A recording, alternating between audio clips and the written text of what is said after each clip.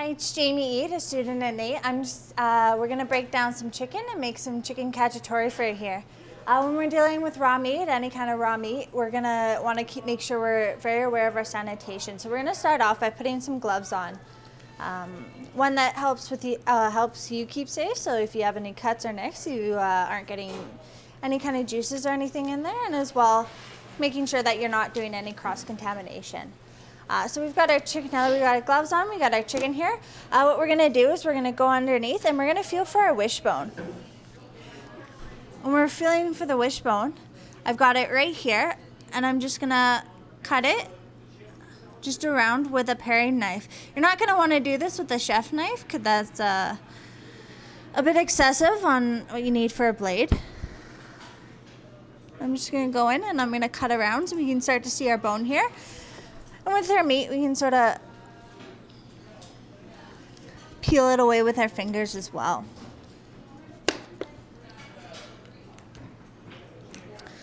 We got one part of our wishbone out.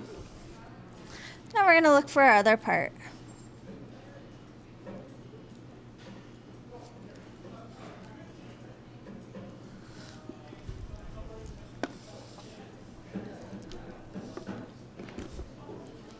Part, and then we'll have a little bit left up there, and that's okay. Okay, so now that we've got our wishbone out, what we're gonna do is we'll drain some juices out of our chicken so that they're not going all over our board. And then we're gonna go in with our chef knife. We're gonna wanna make sure that our knives are always nice and sharp, so using a steel or a stone or whatever it is that you're comfortable using to get your knives sharp, because a dull knife is a dangerous knife. So we're just going to go in and we're going to look for our spine here. We're going to apply some pressure and cut down on the spine. So if you're seeing it here, we've got our spine and our parts here, and we've just separated it a little bit. Good, finish going in. Looking for the other side, and just apply some pressure down. So now we've got that part separated, and we're just going to cut out the other half of our spine here. Flip that back over.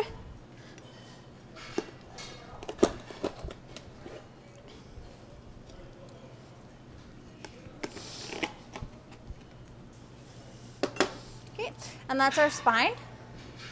So now we're going to save it and we're going to put it into stocks. So whenever we're cooking any kind of meat, what we can do is, especially like chicken and beef, if we have extra bones and stuff like that, we can turn it into stock and we can use it for different purposes. Okay, I'm going to flip her back around, and you're going to have your keel bone right here. So what you're going to do is, it's nice and open here, and you're just going to slice your knife right on one side of your keel bone and go all the way down, making sure that you're not leaving any meat on your keel bone.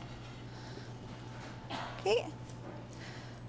Now we've gotten to the bottom of this, and we're just gonna pop it again. Make sure to finish cutting that off. And we've got half a chicken. Now we're gonna go back and go for the other side of our keel bone, just so that we have no extra there.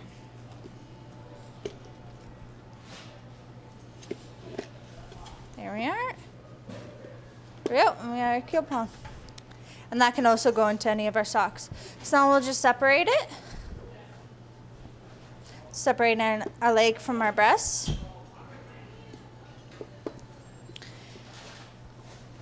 Go both sides. Okay. And now we've got 4 pieces that we now got to turn into 8. Okay. So we're going to take one of our legs and we're going to divide the thigh and the drumstick just by looking right into our edge here. So there's the nice little joint. We're going to go right in there, and we're going to go through, and we're just going to cut through on the joint. So looking for right where it meets, and it'll be a nice little soft spot for you to just pop into. There we go. We've got our thighs and our drumsticks. Now we're going for our breasts. Making sure, I like to go underneath here just a little bit and make sure that I've got no excess bone right at the bottom.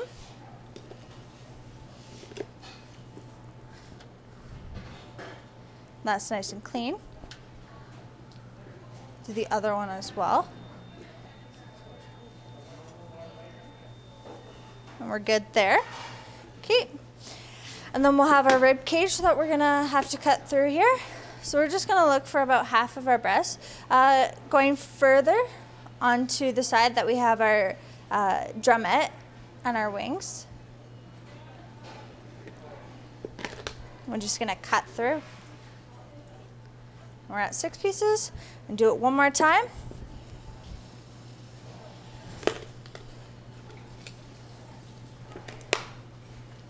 And we're at 8 pieces. I've got a little bit of extra skin here, and I just don't want an extra piece flapping about, so I'm just gonna give it a quick little clean. Make sure it's nice for our judges. And there we are. We've got our 8-piece cut of chicken. So now that that's done, what I'm gonna do is I'm gonna put it into my pan here, and I'm gonna clean my station. And so what I'll do is I'll take my cutting board and my knives to my sink, and I'll give them a quick wipe down, make sure that they're all sanitized properly. And I can also get rid of this. So if you're not sure where it's gonna go, you're gonna ask an assistant or a judge or something, and they're gonna let you know where you're gonna put your spine. Okay. Get rid of our undercloth, because that's also gonna be gross and dirty. Take off our gloves. Grab our sanitizer bottle, and just make sure to give our entire station just a nice little clean.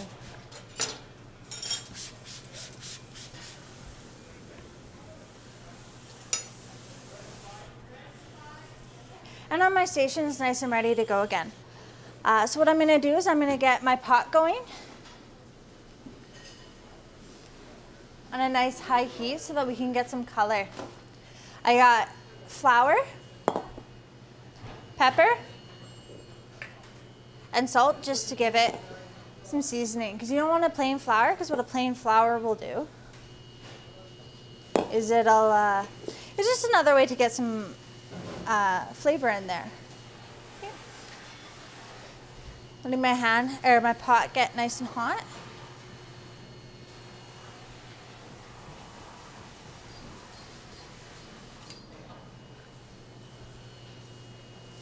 I also will season my chicken if I get a chance to, because it's just another way to bring in some flavor.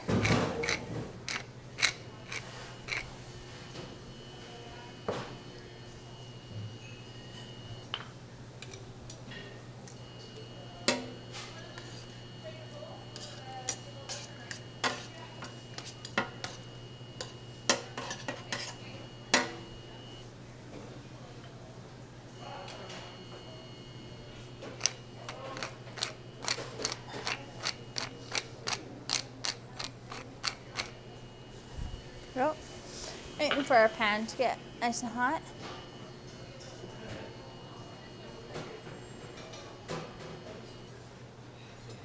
So while you're waiting here, you can also do some cleaning. So if I have my pots and my pans or something else that I've done, I can go ahead and give that a nice quick clean while I'm sort of waiting for everything. I'm sort of at a waiting stage. So I can go and I can clean, or I can go and prep something else while I'm waiting for this to sort of get going. Okay, I've got some heat in my pan. I'm gonna add some oil.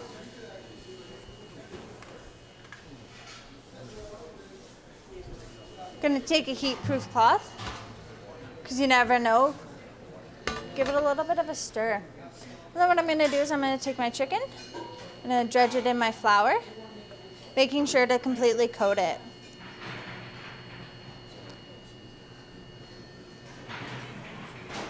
Looking for that sear on there and the sound of the sizzle.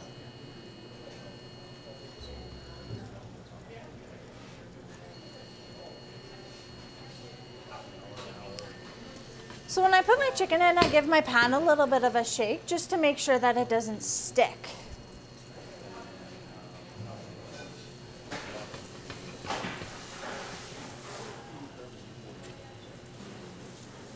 So if you're not by your station when you're breading your flour, what you can do is you can put it into another insert and then bring it over to your stove top. When you're going in, you're trying to make sure to go skin down so that your presentation side is what's getting seared first and what's going to get your color.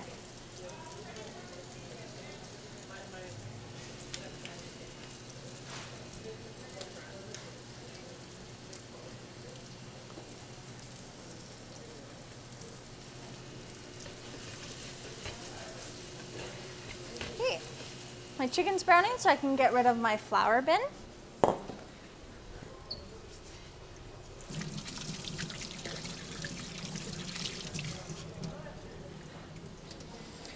Wash your hands because you'll have all that gucky flour on there. We'll grab a pair of tongs and we'll just start looking. Now that my chicken's in there, I'm going to turn my heat down a little so we don't want it burning. Just looking for a little bit of color onto our chicken. What it'll do is it'll seal in some of that flavor for us.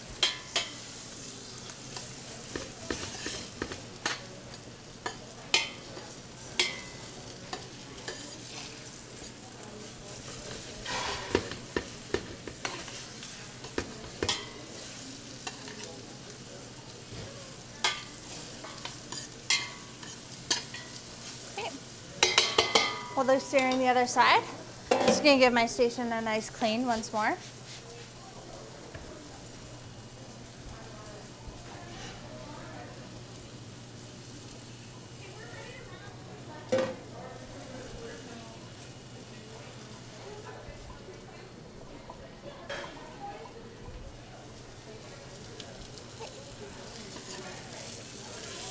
So with this, I want to make sure that I'm searing all of my sides.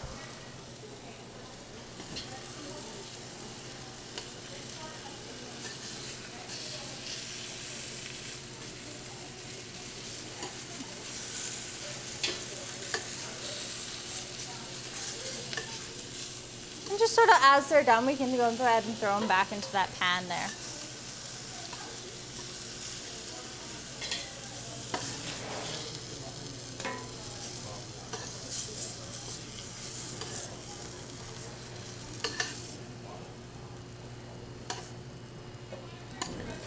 Okay, I'm going to turn my heat down.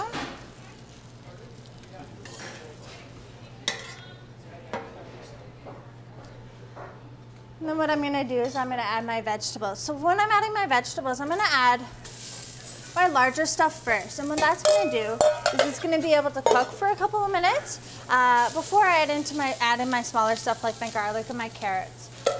Just because what's going to happen is we're going to have 2 different cooking times. And with the 2 different cooking times, you don't want, if it's too high a heat or whatever it is, you don't want your smaller things to burn.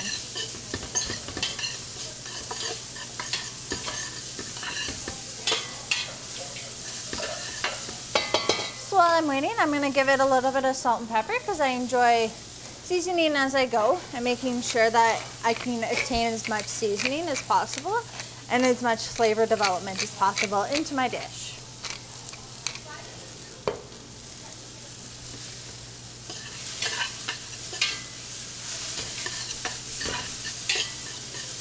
Let that sit for a couple seconds.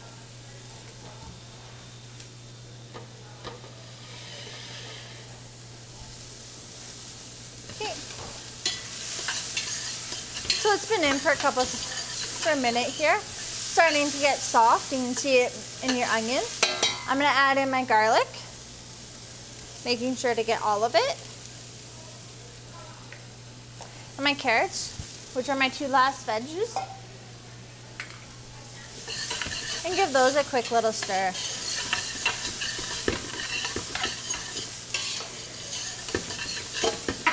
And so the reason we use the same pan that we cooked our chicken in to use our vegetables is to make sure that we get as much flavor as possible. So now all this vegetable has all that great chicken flavor in it already, and that's just going to make our sauce even better. Okay. I'm not going to cook these fully because they're now going to cook into my meal. I'm going to add in my tomato paste.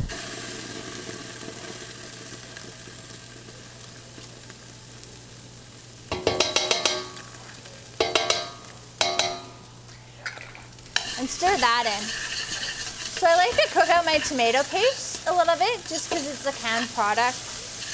and it'll give it a bit of a different flavor. So mixing that up, just a minute or two, especially for this amount. If it was a little bit of a bigger amount, I'd whisk it a little bit more. Let it cook a little bit more.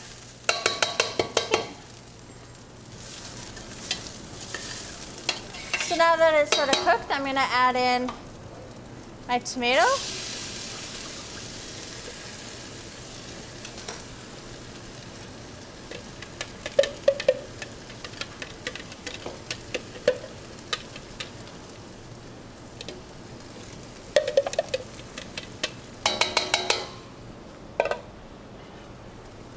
And my chicken stock.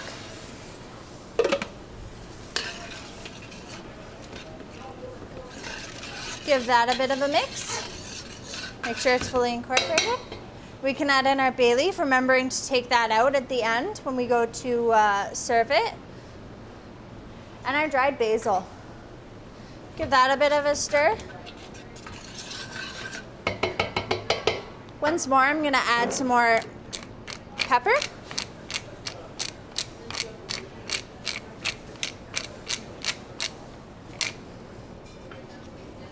Some salt.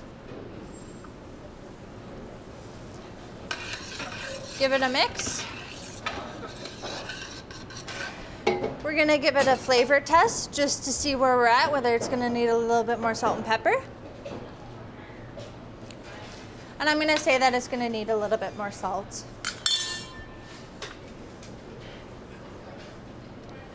Because whatever flavor you're putting in right now will go into your chicken during the cooking process.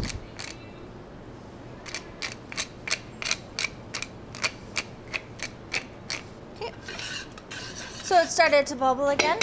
What I'm gonna do is I'm gonna throw my seared chicken back in.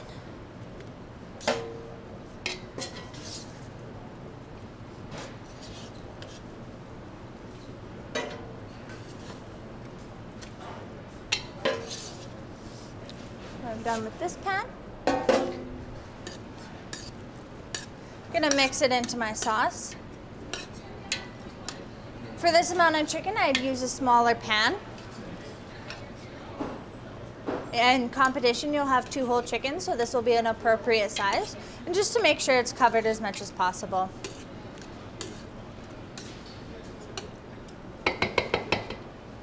At this point, I would tin foil it, let it go, throw it into my 350 oven for about half an hour, 45 minutes.